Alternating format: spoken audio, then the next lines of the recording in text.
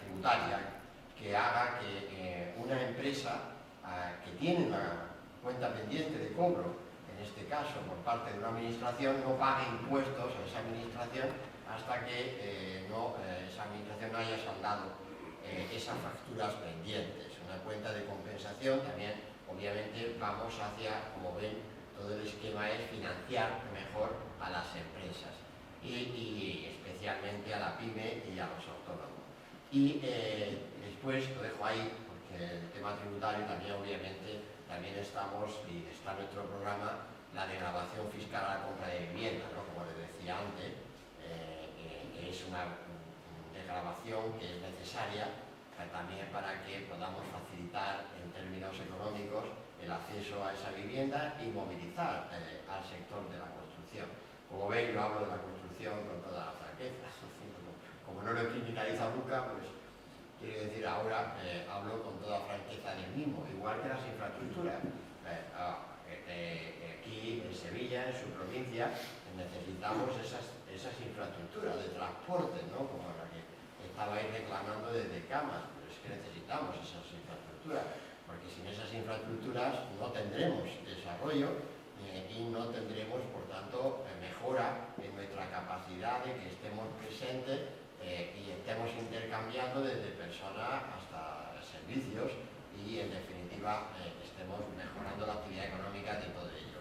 Y infraestructuras muy importantes para todos, como estas conexiones que estabais reclamando y, en definitiva, para Sevilla, que necesita esas infraestructuras que a su vez se financian. Por eso decía, el problema siempre es desatascar la financiación económica de nuestro país, ¿no? Para volver a tener capacidad de invertir por parte de las empresas y por parte de las administraciones, contando con la colaboración de la iniciativa privada en la oferta, en facilitar ese tipo de infraestructura. Y ese desarrollo, digamos, de reforma también se refiere a la necesidad de que en España funcionemos como un mercado interior, que no hagamos 17 mercados en España en función de la regulación que nace de las comunidades autónomas diferentes, y también actualizar las relaciones laborales de nuestro país. Es muy importante cómo se negocian los salarios, reformar la negociación colectiva para acercar la evolución de los salarios a la realidad de las empresas, y también lo es llevar adelante otras reformas como en formación profesional, como en la lucha contra el absentismo laboral, como es también todo lo relativo a la contratación, a simplificar la contratación y, en definitiva, promover la contratación estable, pero porque está primada, porque está bonificada. También llevar adelante políticas que mejoren la movilidad dentro de la empresa, es decir, hacer una actualización de las relaciones laborales, que es, insisto, es una reforma absolutamente primordial, pero no única, como veis, porque un programa de reforma tiene que ser un todo ordenado, coherente entre sí. Estamos en una situación tan grave, tan crítica, que obviamente no vamos a ser capaces de abordarla con un solo punto, ¿no?, de los que estamos hablando, de los que estamos mencionando, sino es un orden coherente de reforma lo que nos tiene que devolver la capacidad de competir. Como también es muy importante las políticas de energía, siendo en términos realistas, utilizar la energía en función de sus costes reales, porque eso es básico para toda nuestra actividad, los negocios, lo que es, ya he insistido antes, en la mejora de los transportes, las comunicaciones y seguir favoreciendo la innovación y la internacionalización. Y eso es el programa, en definitiva, de reformas, que es lo que necesitamos con urgencia. Y lo que necesitamos es volver a lo que hemos sido, ¿no? Aquí en Sevilla, en toda la provincia, esta es una provincia de emprendedores. Y yo lo conozco porque los estoy viendo, los estoy tocando, me están contando sus problemas, pero están ahí. Y esta es una provincia realmente que tiene mucho que decir, en todos los campos, en el turismo, en el agroalimentario, en la producción agrícola estrictamente, en esas industrias de transportes, en sectores industriales que no se deben abandonar, sino que hay que seguir potenciándolos y tenemos que decir mucho, como lo hemos dicho en el pasado. Yo acabo con una cifra que no son cifras ni proyectos, sino son las personas. En esta provincia, en el año 96, como antes relataba, en el año 96, donde los tipos de interés eran los que les dije antes, ¿no? La inflación era la que les dije antes. Estábamos descartados del euro, no cumplíamos ningún requisito y Europa nos miraba parecido a como nos mira ahora, porque va a decir la casa, ¿no? Pero eso decía, hay que volver a recuperar el prestigio cuanto antes. Esta provincia, en el año 96, trabajaban 430.000 personas. Esos ya no son datos económicos, son personas trabajando, 430.000 personas. Bueno, pues en esta provincia, cuando estalla la crisis financiera sobre nuestras cabezas, un poquito, digamos, más de ventajas respecto a la media andaluza, en esta provincia han llegado a trabajar 760.000 personas. De 430.000 a 760.000. 430.000 es una cifra muy parecida a la que existía 20 años antes. Al final del franquismo, en la provincia de Sevilla, trabajaban, en números redondos, unas 420.000 personas. Y yo ya trabajaba al final del franquismo, que también yo trabajaba, ¿no? Era un joven profesor universitario y trabajaba en un banco. O sea, pues, yo he hecho a un tiempo, a ver, obviamente, de cuestión de currículum, no, de experiencia, ¿no? O sea, de experiencia y también de tiempo, ¿no? De tiempo trabajando. Y ese tiempo, decía, al final del franquismo, en Sevilla trabajaban 420.000, más o menos.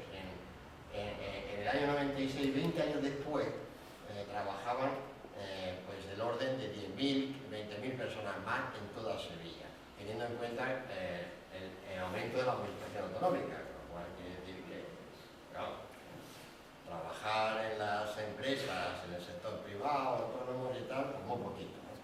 Como en toda España, como en toda España, porque esa cifra es perfectamente trasladable en España.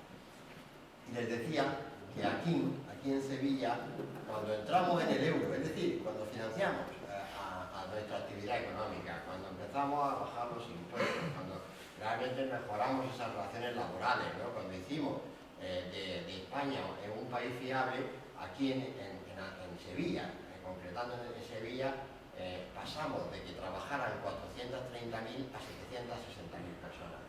¿Llegó a Sevilla una multinacional que fue la que creó 100.000? No, lo hicieron los sevillanos, lo hicieron los emprendedores, lo hicieron los autónomos, la pequeña y mediana empresa, la empresa familiar, demostrando que esta es una tierra de emprendedores y que por tanto hay que apostar por recuperar eso. ¿Y eso qué ha ocurrido? Como aquel que hice hace 2 días, o sea, no estoy hablando de cuando Sevilla estaba realmente, ni siquiera era la puerta de América, ¿no? Para entenderlo. No, estoy hablando de hace muy pocos años. Esto estaba ocurriendo y hay que volver a esa situación. Y estamos convencidos de que el 20 de noviembre, decía, es una oportunidad para que se abra un cambio político en Sevilla, en Andalucía y en España, para que podamos aplicar las reformas que con tanta urgencia necesitamos en nuestro país y que devolverán la vitalidad a una población como Camas y, en definitiva, exponente de los cambios que hoy es posible a favor del empleo, especialmente del empleo de los más jóvenes en Camas, en Sevilla y, en definitiva, en toda Andalucía. Muchas gracias por su atención y quedo a su disposición para que podamos tratar durante un tiempo las cuestiones que ustedes entiendan más interesantes. Muchas gracias. Participar en este coloquio y preguntar algo a Cristóbal Montoro, pues nada, estamos aquí, yo pues dando la palabra y moderando un poquito. ¿Alguien quiere realizar alguna pregunta, alguna duda, algo? Buenas noches, muchas gracias por su presencia.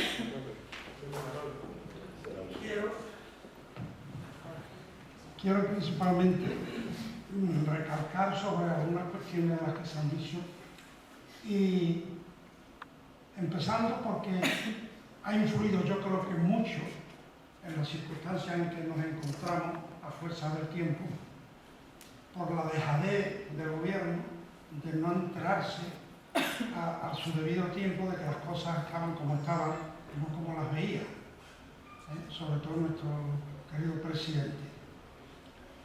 Entonces, efectivamente hay un fluido en que en 30 meses casi que se conocía la cosa como estaba y que la negaba, porque este hombre ha llegado a inventarse en 30 meses 20 primaveras, con 20 estaciones de brote verde, que como es natural pues no era, porque eran 4 primaveras y no 20, negando la evidencia, o sea que esto iba mal.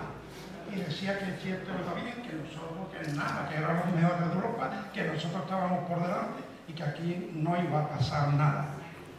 Y sí ha pasado, porque se ve bastante normal, que la cosa está muy mal, pero ¿por qué en los demás países del entorno no se tienen 20 porcentajes tan altos que estamos en el 22%, creo por ahí?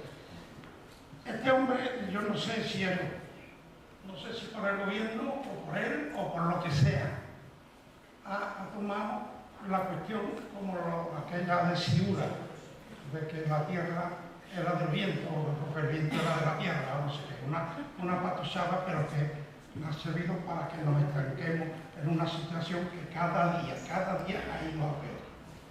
¿Nada más? Sí. Bueno, efectivamente, Manuel, la falta de... es como ir al médico.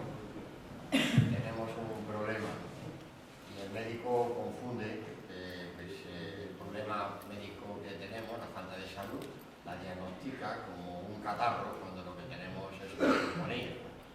Entonces puede derivar en una neumonía. Entonces esto es igual, la situación que hemos vivido, ir al médico y decirle, que te diga al médico que no pasa nada, es lo que deseamos todos, ¿no? No pasa nada, te tomas estos analgésicos y mañana te sentirás mejor. Pero claro, el médico equivocó completamente el diagnóstico. El último de los pronósticos del gobierno era que en esta segunda mitad del año se crearía empleo en términos netos. En esta segunda mitad del año 2011 se crearía empleo. Con lo que está ocurriendo y con la presión que estamos teniendo y la falta de financiación que estamos teniendo como país, pues esa falta de diligencia a la hora de reconocer los problemas se paga caro, se paga muy caro. Igual que en el sector bancario que decía antes, teníamos el mejor sector bancario del mundo, se llegaba a decir. Y es verdad que el sector bancario español no tenía los problemas que tenían otros sectores bancarios europeos, ¿no? No tenía el problema de las herencias de los productos tóxicos derivados de las hipotecas basura americanas, no tenía ahora más recientemente los problemas de los títulos de deuda griega, que son los que han sufrido esta quita, ¿no? Y están en proceso de aplicación, pero Chile tenía otros problemas y en vez de reconocer esos problemas desde el comienzo, pues hemos estado prolongando la crisis como si de una agonía se tratara.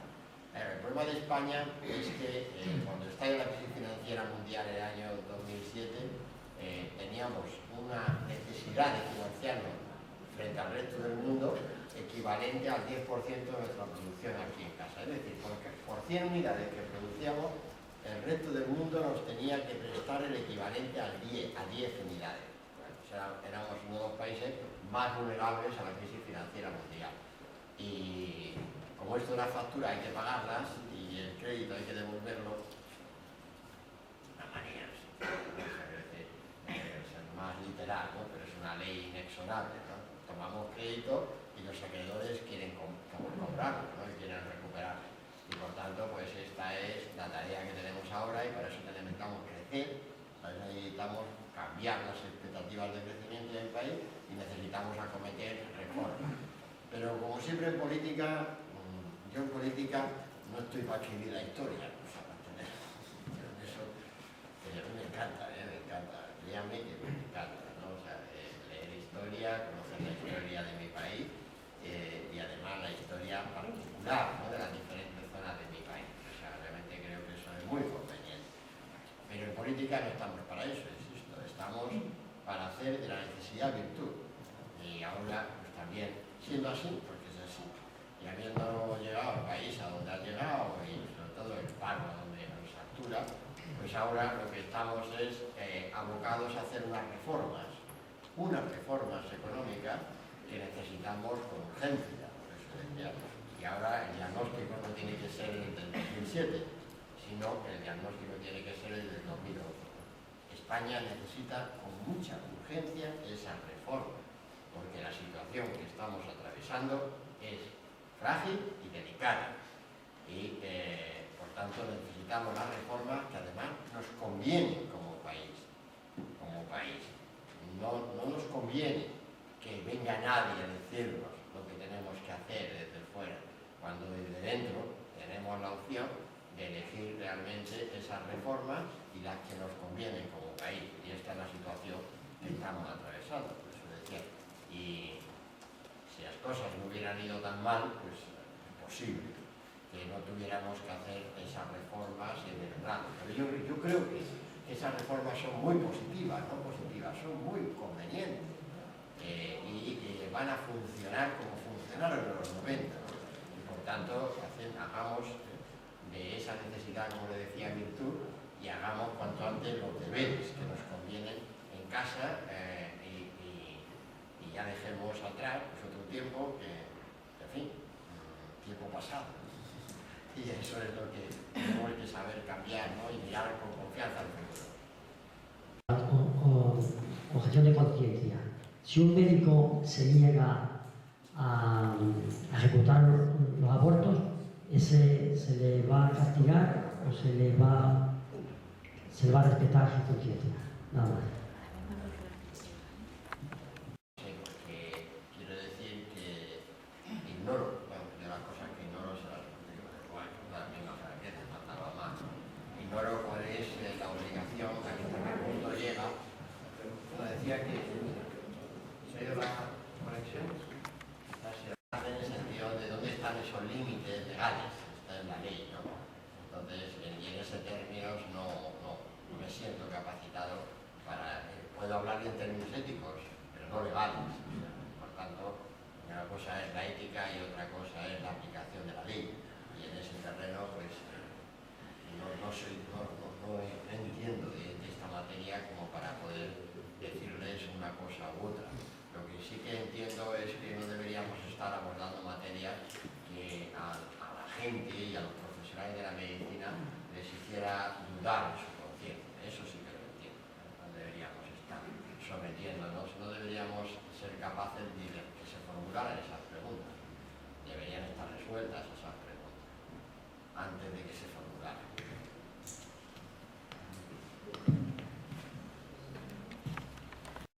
¿Usted cree que si, por ejemplo, se le exonerara a todos los autónomos de la mitad del hombre que contrataran, podrían contratar personal? Nosotros lo que proponemos, en concreto, y agradezco la pregunta porque me da lugar, que cada autónomo que contrate a una persona tenga una bonificación, es decir, una reducción en los impuestos que esté pagando. Pueden ser cotizaciones a la seguridad social, pueden ser impuestos sobre la renta, de actividades profesionales, del orden de 3.000 euros por cada uno. Pero eso, perdóneme, yo eso lo he hablado con los autónomos, con algunos, y eso no les es beneficioso. Ellos quieren que les exoneren de la mitad de lo que tengan que pagar por el hombre que contrate, trayéndolo del paro y no casándolo con el empresario, sino haciendo una ley en la cual se pueda meter todo eso que hace falta antes. Y me dijeron todos que sí, que contrataba. Algunos decían, yo te contrato 3, yo contrato 1. Si hacen lo que tú dices, o lo que tú crees que dices. No, está claro, pero es que la cifra que le estoy dando, vamos, usted le llama una exoneración, una bonificación, pero le estoy dando, pues, vamos, en relación con lo que va a ser el coste del empleado que hará la seguridad social, puede ser superior, depende de lo que sea la retribución de ese empleado, pero 3.000 euros, evidentemente, es una cifra, me Entonces, 3.000 euros es un dinero y por tanto estás exonerando, como dice bien, pero en términos de lo que es el coste de esa contratación, que es lo que estamos proponiendo. Pero los 3.000 euros los gastan muy pronto. Sin embargo, si todos los meses le quitan de lo que tienen que pagar, la mitad de lo que tienen que pagar por ese obrero, posiblemente se quedaría la mitad del pago, la mitad del pago. Pero vamos por partes. Vamos por partes porque obviamente ya les digo que en primer lugar lo que no podemos es en este momento, ya me gustaría, otra cosa es cuando las cosas vayan mejorando y podamos ofrecer y volver a lo que hicimos. O sea, nosotros creemos absolutamente en la bajada de los impuestos. De hecho, yo fui el ministro de Hacienda que suprimió el impuesto sobre actividades económicas. O sea, eso lo hice yo, entonces, y además convencido de que esa era la manera de estimular la actividad económica y que hubiera más recaudación y compensando a los ayuntamientos después la hacienda pública. Por eso decía que estamos en eso. Estamos en que, no tengo ninguna duda, en términos de lo que significa la reducción. Pero vivimos en un momento, insisto, en que no podemos comprometer políticamente unas reducciones generales de impuestos. Sí podemos hacerlo específicamente para la creación de empleo, porque estamos en un momento de agobios presupuestarios y de compromisos europeos muy importantes y muy cruciales, ¿no? Ahora, por eso decía que, mire, me encanta la cuestión porque emplazo a que si ustedes se llevan adelante esa contratación y utilizan los 3.000 euros, podemos seguir hablando. Es decir, pero vamos por partes, ¿eh? Pues vamos por partes y seamos sensatos y razonables. No podemos ofrecer una bajada general de la cotización a la seguridad social en un momento como estamos atravesando. Y sí podemos ir por partes, ¿no? Además me encanta que encuentren este clima, ¿no? Y que me digan, señor Montoro, estamos dispuestos a crear empleo. Bueno, ¿cómo me ven algo? ¿Cómo me venía a cámara? Que me den moral, que me den confianza, ¿ves? Por estoy diciendo, por eso decía, pero es que es así, por eso decía, es así. Y en ese sentido, por eso quiero decirles, pero quiero decir que ya nos entendemos todos, ¿eh? Esto tiene que ir por partes y tiene que ir gradualmente porque estamos en un momento, insisto, crítico y enormemente exigente. Pero la pérdida es el 50% de lo que cuesta el obrero. La pérdida para el Estado es el 50% de lo que cuesta el obrero. Entonces yo creo que los autónomos, absolutamente todos, habrá algunos que no, bueno, podrían coger un hombre del paro, llevarlo, hacerle un contrato de 2 años o 3 años y tener ese beneficio que es la mitad, lo estoy diciendo la mitad. 50% de la seguridad social, según 50% de IRPF, 50% de todo lo que cuesta el obrero. Yo creo que el paro iba a pegar un bajón bastante bueno. Pienso yo, ¿eh?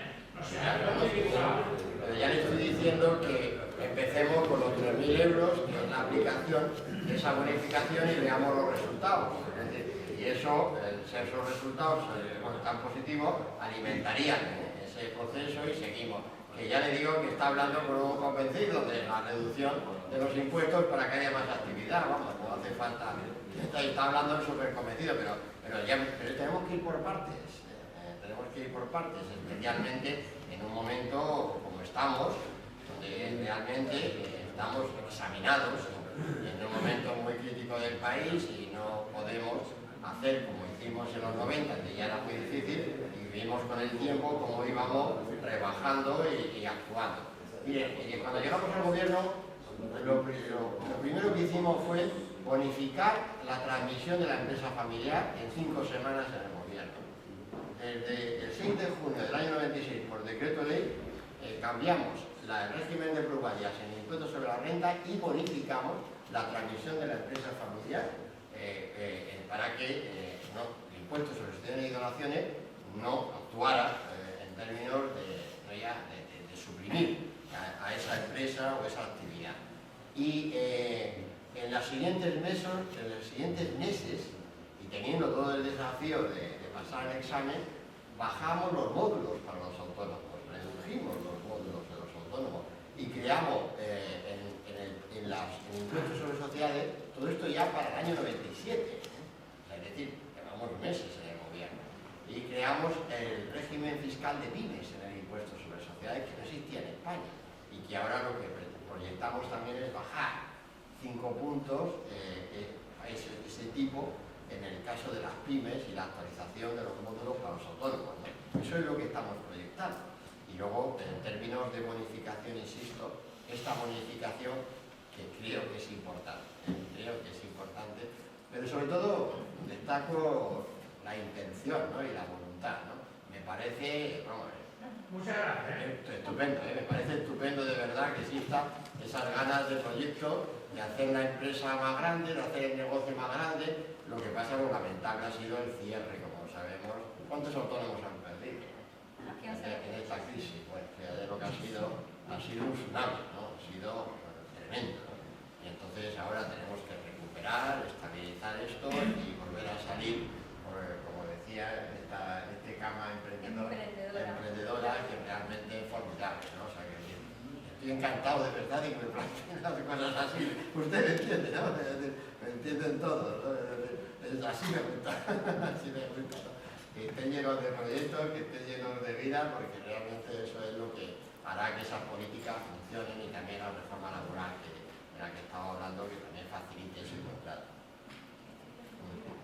Buenas noches. Mire usted, yo quería hacer una pregunta que me parece que aquí habrá muchos afectados como yo. Yo tengo una carnicería y resulta que yo no puedo contratar a mi marido como si fuera un empleado de mi empresa, cosa que no es. Yo tengo mi empresa, él se casa conmigo y yo ahora no lo puedo contratar como un empleado. Por si a mí algún día no me hace falta y lo tengo que despedir, que tenga la opción a cobrar su pago. O si yo algún día simplemente nos discutimos, 20 años conmigo, trabajando de autónomo en la carnicería, y se va y no tiene ni un paro. Eso es una duda que tengo. Otra duda que tengo. ¿Por qué se me hace la declaración de renta y pago, que yo no lo sabía, a razón de los kilovatios de luz que consumo en el negocio? Otra cosa que me parece injusta, cuando yo tengo que tener un negocio abierto, venda o no venda, y con sus luces encendidas, porque no la voy a encender cuando entre alguien. Eso es otra duda que tengo. Y si me pongo a hablar de dudas, a lo mejor no acabo. La verdad. Lo que pasa es que me ha costado arrancar, pero yo soy capaz de hablar aquí un montón, ¿no? No, está la segunda, empezando, esta es la revisión de los módulos a la que me he referido, ¿no? Efectivamente, ustedes tienen el local abierto, tienen un régimen, que es un régimen de estimación objetiva, que no depende de la facturación, de lo que estén vendiendo, y por tanto eso, en un momento en que ha caído esa facturación, habría que actualizarlo en el sentido de reconocer lo que está siendo la realidad fiscal. Eso está claro y eso lo ven. Y en nuestro programa, vamos, está ahí por escrito. Y luego la parte de la contratación del familiar me la noto, esta me la noto. Me la llevo apuntada. Perdone, no me he enterado. No, es que eso efectivamente... No, decía que esta me la llevo apuntada. Hombre, es una buena opción. Esta me la llevo apuntada. Te lo tengo en el paro, ¿eh? Para eso hacemos esto, para que me lleve cosas. Es que contrato a una persona de la calle porque no quiero otro autónomo en mi casa, me niego. Tengo que pagar 3 años de autónomo ahora mismo con un suplemento y me parece que los 3 años de autónomo, ¿cuántos meses nos queda de paro? ¿4? ¿3? Es que no sé ni los meses que tengo de paro si tengo que cerrar ahora mismo. Me parece que me toca aligerar antes de cerrar por buscarme un trabajo. Verá que yo, trabajar lo que haga falta, pero que yo tengo que tirar con mi negocio para adelante. Mira, yo no estoy aquí para juzgar a nadie, ni lo que ha pasado, ni lo que tenemos. Lo que tenemos que intentar es mirar para adelante y tirar para adelante. Y las soluciones para que los que queremos trabajar en nuestra casa, que podamos seguir haciéndolo.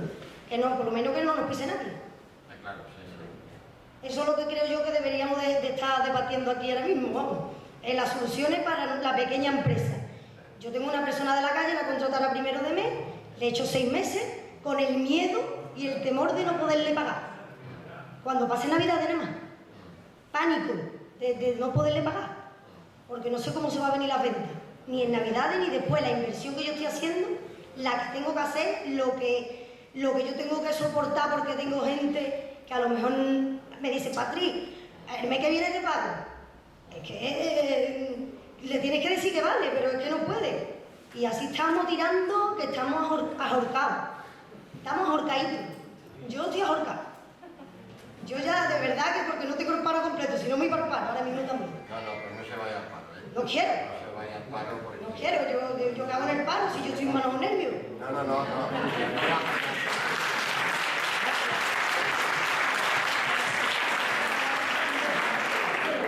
Yo lo aplaudo todo menos el final. No baje la persiana porque la necesitamos. Es que el día que bajen la persiana no tiremos ninguna toalla, porque realmente es al contrario, ¿no? Yo le animo a que tengamos todos ese ánimo, ese espíritu, a que nos empujen a mejorar esas condiciones y a partir de ahí estoy convencido de que efectivamente necesitamos algo de tiempo, obviamente, ¿no? Para que esto funcione, pero no cabe duda que con ese espíritu y ese ánimo esto se pone otra vez en marcha, no me cabe ninguna duda, ¿no? Si no, no estaría presentándome ya me entienden por Sevilla, que yo vengo a por Sevilla para cambiar las cosas, ¿no? Y lo que me motiva en estar aquí pues es efectivamente el poder hacer por mi país realmente algo muy diferente y eso está basado en ustedes, en su fortaleza, en su espíritu y en que desde la política sepamos recoger sus reivindicaciones, que en definitiva es mantener su actividad y empujarle a que den pasos y se conviertan en empleadores, que es la solución de este país. Hola, buenas noches. La incertidumbre que tengo es cómo en un sistema que veo cada vez más globalizado se pueda competir con países como China, donde para, digamos, mantener nuestro estatus, tengamos allí personas, a mi entender, que pueden estar esclavizadas, ¿no? Y que ante eso escuchamos los mercados, que todo se va hacia el extranjero, se deriva. Vemos cada vez tenemos menos industria. De hecho, aquí en Cama había 2 fundiciones y creo que han desaparecido o están en vías de desaparecer porque la que creo que queda ahí. ¿Y qué alternativa se puede tener a la hora de poder competir, ya digamos a nivel más globalizado, con otros países del entorno, o al menos posicionarnos a nivel mundial, que es un poco lo que veo yo que se nos escapa del control? Y como no sea con un consenso a nivel nacional, europeo, internacional, China se nos está comiendo el terreno y en eso nos va a afectar tarde o temprano. Ya si entramos en temas de deuda, que compran deuda de todos los países, así de claro, ¿no? Y en esa línea espero que se haga un sistema económico que no sea basado en una burbuja, porque todos hemos visto que la burbuja que hemos tenido, que a mi entender ha sido un poco responsabilidad también parte de todos, no solo de los políticos, sino también de los ciudadanos que hemos entrado en ese ciclo de especulación, ¿no? Pero que sí, desde los poderes políticos se controle, que al menos se construya un futuro, digamos, sostenible, que no volvamos otra vez a caernos, sino, señores, vamos a empezar a andar todos juntos, pero para construir algo que no nos vayamos a caer dentro de 5 o 10 años, que en este caso veo que sigamos hacia adelante como europeos o como, no sé, ciudadanos del mundo, ¿no? Que todos tengamos las mismas posibilidades, ¿no? Venga, gracias. Gracias. No, efectivamente es que ya somos ciudadanos del mundo, esa es la globalización, ¿no? Eso es lo que significa la globalización, que es un proceso muy positivo en el fondo y en la forma, vamos, en el sentido de que gracias a la globalización, poco menos de 25 años, 400 millones de personas han salido de la extrema pobreza a vivir dignamente. 400 millones de personas, ¿eh? No hemos vivido un fenómeno así, o sea, en la historia de la humanidad, ¿no? O sea, en tan poco espacio de tiempo que se haya producido semejantes cambios. Ahora esos cambios también exigen a todos pues estar adaptándonos a esos cambios, ¿no? Vivir y reformar esas condiciones. ¿Cómo tenemos que dar respuesta? Pues compitiendo, modernizando nuestro sistema laboral, lo que le decía, nuestro sector público. No nos podemos dormir y mirar ese fenómeno como si no fuera con nosotros. El fenómeno está ahí. y el fenómeno es positivo si sabemos participar. Pero yo quiero decirle también que es que en lo de la burbuja, yo lo que le invito, ya sé que,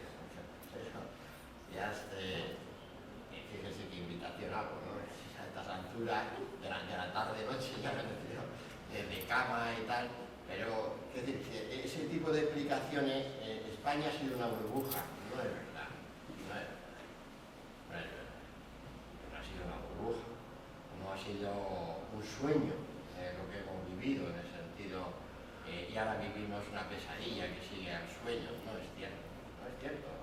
Pues le voy a decir alguna razón, ¿no? Pues la de otra vez, la del empleo y la gran preocupación por el empleo.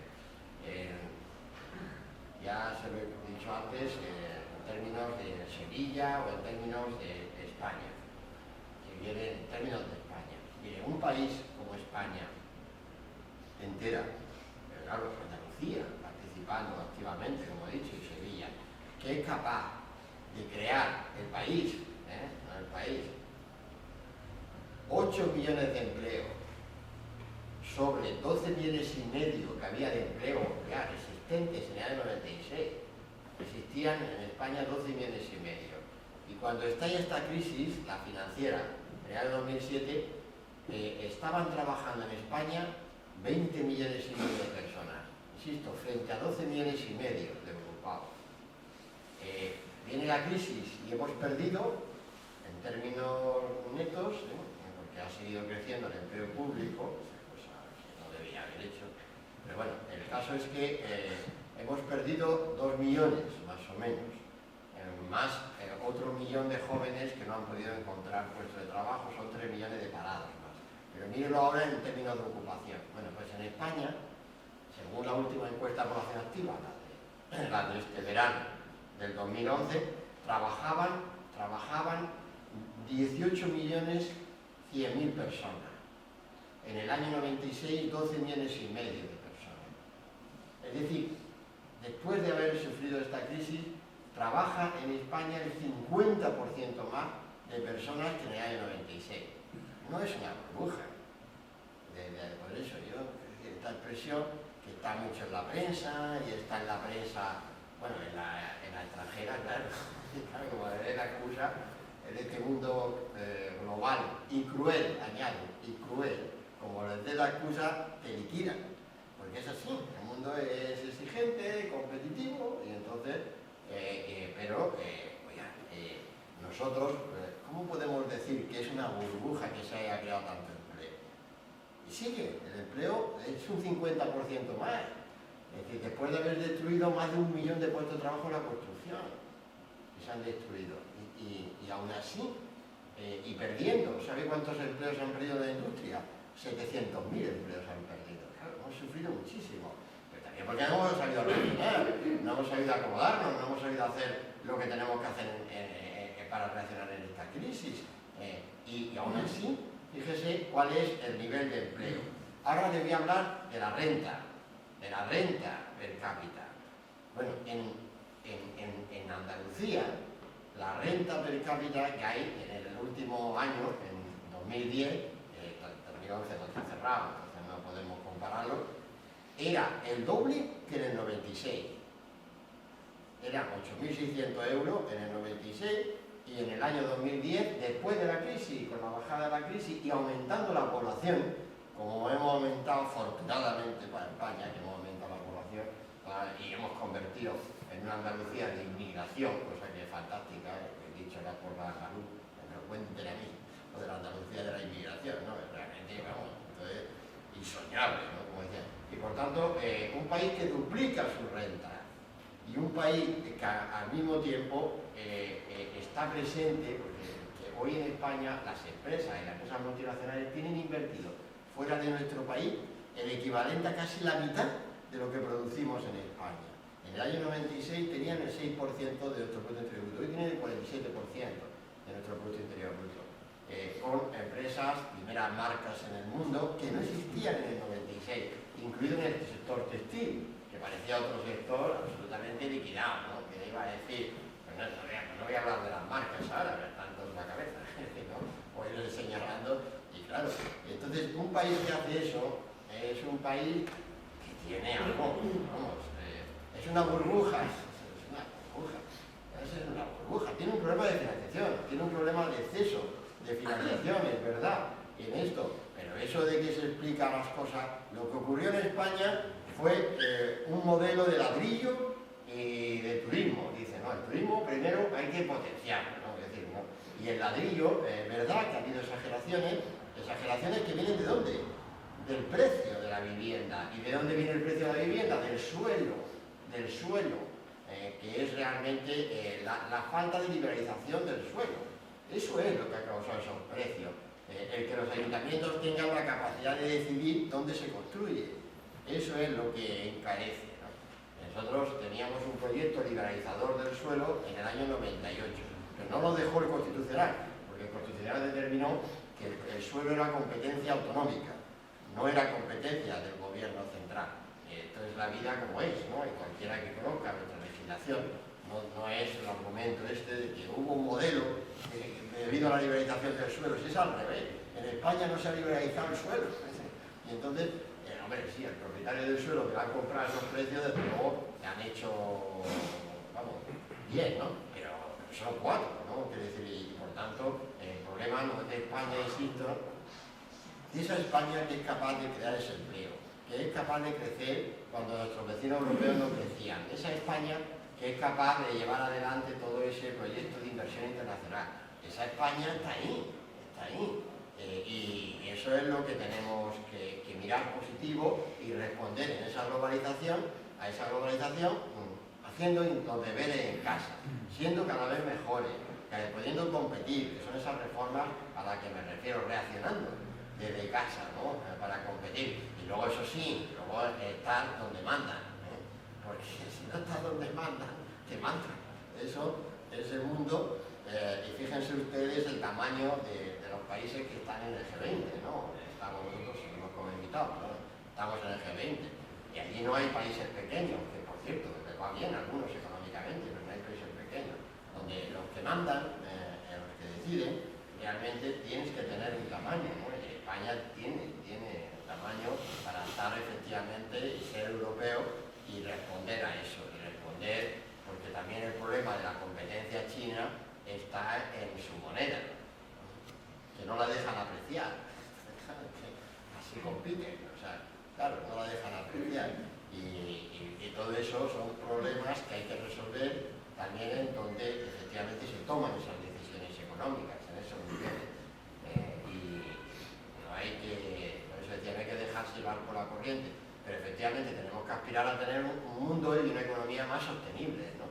Ese es el desafío, pero también un mundo, insisto, donde podamos competir y convivir, y además yo creo en ese mundo, yo francamente creo en ese mundo, y me parece que para los jóvenes es un mundo estupendo, es que tienen delante, parece ahora lleno de problemas, de trabas, pues yo comparado con eso, con lo que hemos vivido, y lo que hemos pasado y lo que hemos pasado como países enfrentados en tal y ahora pues estamos en otra fase, ¿no? de nuestra historia y en esa globalización que tiene exageraciones, como dice usted, pero eso es la tarea que tenemos entre todos, de hacerlo realmente, evitar esas exageraciones y hacerlo sostenible. Sí, buenas noches. Mire, yo tengo una preocupación, la verdad, con vistas al futuro.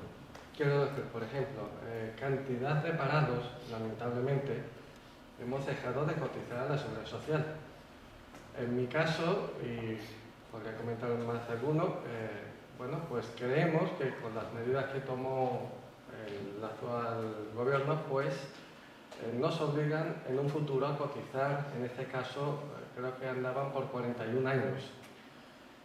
Yo actualmente tengo 38 años. Lamentablemente también me pilló la crisis del año 96 y yo, con más temas de cómo vamos a salir de la crisis y tal, no voy a hablar porque confío plenamente en ustedes, ya lo demostraron en el año 96. Mi preocupación es las personas que no pudimos cotizar bien por veces pasadas, porque no se encontraba trabajo, y más aquí en Andalucía la lacra del paro ha sido algo a la orden del día, pues muchos de nosotros el tema de las cotizaciones para el día de mañana, una jubilación digna, pues lo vemos un poco negro, en el sentido de, bueno, antiguamente, porque ahora ya no, antiguamente se pedían cotizar como mínimo 15 años para empezar a percibir algo, y los requisitos mínimos pues andaban 30 años, en fin. Una cosa normal dentro del mundo competitivo, económico, bueno, pues se pedían esas cosas. Ahora nos piden 41 años. Señor Montoro, yo no voy a llegar, se lo digo ni de broma, lo cual me siento completamente desprotegido. Y la culpa, sinceramente, de esto, yo se lo he hecho al gobierno del señor Zapatero, que ha sido, de verdad, una lacra, que muchos de nosotros nos hemos quedado en paro. Algunos estarán cobrando el paro, yo en mi caso se me acaba. No el paro, la ayuda familiar. Pero bueno, eso es otro asunto. A lo que voy. Sería tal vez una cosa, bueno, pues esperanzadora, tal vez, para muchos de nosotros, pensar que a lo mejor en un futuro, cuando la economía haya levantado el vuelo, hace mucho mejor, tal vez el gobierno, ustedes o los que les sucedan a ustedes dentro de la derecha, posiblemente pensar algún modo de compensar estos años de lacra que hemos tenido atrás, bueno, pues de personas que hemos querido trabajar y no nos han dejado, porque de verdad habrá ninis, pero yo soy una persona de lo que he tratado de formarme todo lo que he podido, por supuesto levantándome todas las mañanas para buscar trabajo. Y sí, alguna vez me han llamado, pero lamentablemente siempre hay una persona que se la lleva por encima mía, lo cual para mí es una frustración. Sigo sin cobrar, quiero decir, sin cotizar, y para mí eso me preocupa enormemente, porque con los pactos de Toledo ya sé que están garantizadas las pensiones, pero yo miro por nosotros, por los jóvenes, que la verdad nos vemos, sinceramente, 41 años para nosotros, con cierta edad, lo vemos un poco negro, por no decir difícil. No sé, que voy a tener que trabajar hasta los 70, pues voy a llegar hecho una alcayata, vamos, voy a llegar que no me voy a mantener de pie. Y es la pura verdad, es lo que pensamos. Y eso me preocupa bastante. Muchas gracias. Muchas gracias, porque además, ¿no? Y agradezco el planteamiento, ¿no? Porque otra vez es un problema muy real y que, en definitiva, yo que tengo otra edad, lo que espero es que usted trabaje para pagar mi pensión, claro. Yo trabajo, yo pienso ser, beneficiario de la pensión, no es que para eso trabajo ahora, claro. Seguiré trabajando, voy a seguir trabajando una buena temporada dentro, mis fuerzas me lo permitan. Pero quiero decirle que realmente, por eso decía, esto es un proceso de interacción entre generaciones, o sea, y ahora pues todo este problema que se ha puesto sobre la mesa, en mi opinión, está mal planteado. El problema de España no es, en términos de pensiones, de la carga de pensiones, la edad de la jubilación, no es realmente la prejubilación que se estaba produciendo. Este es el problema que sobrecarga el sistema de pensiones. Entonces ya ahí tendremos que estar también practicando política y facilitando para que ustedes se integren en el mercado de trabajo y estén cotizando, ¿no? Y a partir de ello pues vean un futuro realmente todavía lejano de jubilación, ¿no? Los que estamos en otra edad, pues entonces lo que aspiramos es a todo lo contrario. Pero insisto, el tema de las pensiones se ha hecho muy mal. Se han congelado las pensiones, a partir de esa congelación también una nueva ley de pensiones que ha creado una confusión enorme. Nosotros hemos estado en contra de ese planteamiento y por tanto esto, en el momento en que otra vez ahora estamos en donde estamos, no puedo, tengo que ser enormemente precavido, pero ahí tenemos que ir efectivamente porque está la garantía, la seguridad y la confianza de la sociedad. Pero antes hay que hacer esto, lo que he hablado, para que realmente se ponga ese proceso en marcha y habrá otra vía y otra forma de esperar. Muy bien. Pues si no mandan nada más, bueno, nos retiramos. agradecerle, don Cristóbal, su presencia, su preocupación por nuestro pueblo, nuestra localidad, por nuestra economía, por nuestros empresarios. Agradecer también la asistencia de Juan Bueno. Muchas gracias, Juan, siempre dispuesto con el Camas. Agradecerle también el trabajo a Juanma, responsable de los emprendedores autónomos, todo aquel que necesite algún tipo de asunto, de duda, de cualquier cosa, pues se pueden dirigir a él, que es un miembro del equipo del Partido Popular de Camas. Y nada, y agradecerle sobre todo y especialmente vuestra asistencia y vuestra implicación. Y nada, muchas gracias por venir.